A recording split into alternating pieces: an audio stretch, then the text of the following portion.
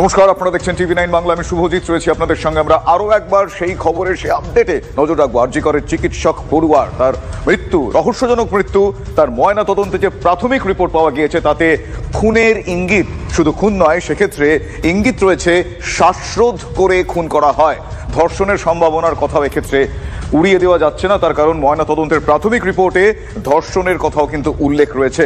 পাশাপাশি যৌনাঙ্গে ক্ষতচিহ্ন পাওয়া গিয়েছে, চোখ দিয়ে রক্তপাতের উল্লেখ রয়েছে রিপোর্টে। ফলে পুলিশের ভূমিকা প্রশ্নের মুখে পড়েছে।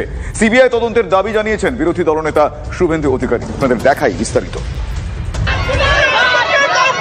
মহিলা চিকিৎসক পড়ুয়াকে ধর্ষণ করে খুনের অভিযোগে তোলপাড় রাজ্যের প্রথম সারির হাসপাতাল আরজি কর। কর্তব্যরত অবস্থায় চিকিৎসকের মৃত্যু কিভাবে, এই প্রশ্নে দিনভর তোলপাড়।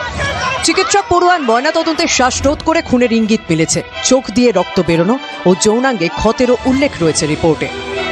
পুলিশের তদন্তে উঠে আসা তথ্য বলছে, রাত ৩টে থেকে ভোর ৬টার মধ্যে চিকিৎসক পড়ুয়ার মৃত্যু। পোশাক অবিন্যস্ত, গলায় ছোটে দাগ ছিল। মৃতের গলার ডান দিকের একটা হাড় ভাঙা অবস্থায় মিলেছে। সাধারণত গলা টিপে শ্বাসরোধ করার চেষ্টা হলে হাড় ভাঙার ঘটনা ঘটে। সে ধরনের কিছু হয়েছে কিনা খতিয়ে দেখছেন বিশেষজ্ঞরা। চেস্ট ডিপার্টমেন্টে পোস্ট গ্র্যাজুয়েটের দ্বিতীয় বর্ষের ওই মহিলা চিকিৎসক বৃহস্পতিবার নাইট ডিউটি করেন। সকালে সেমিনার হল থেকে তার নিথর দেহ উদ্ধার হয়। অভিযোগ, পরনে পোশাক ছিল না, দেহে একাধিক দাগ। ওই সেমিনার হল থেকে নমুনা সংগ্রহ করে ফরেনসিক টিম, আনা হয় স্নিফার ডগ। অন ডিউটি চিকিৎসক পড়ুয়াকে খুনের অভিযোগ আনেন বিধানসভার মুখ্য সচেতক এবং তৃণমূল বিধায়ক নির্মল ঘোষ। ব্রুটালি মার্ডার হয়েছে, ব্রুটালি অন ডিউটি। তার সত্য উদ্ঘাটন করতে হবে এবং ক্রিমিনাল যে এই খুনের জন্য দায়ী তাকে ক্যাপিটাল পানিশমেন্ট দিতে হবে। তদন্ত যাতে পূর্ণ পর্যায়ে হয়, কোথাও কোনো ল্যাপসেস না থাকে।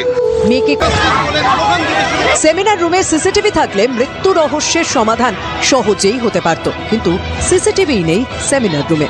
তা জেনে কি ওই মহিলা চিকিৎসককে ওই রুমে নিয়ে যাওয়া হয়েছিল? উঠে আসছে একাধিক প্রশ্ন।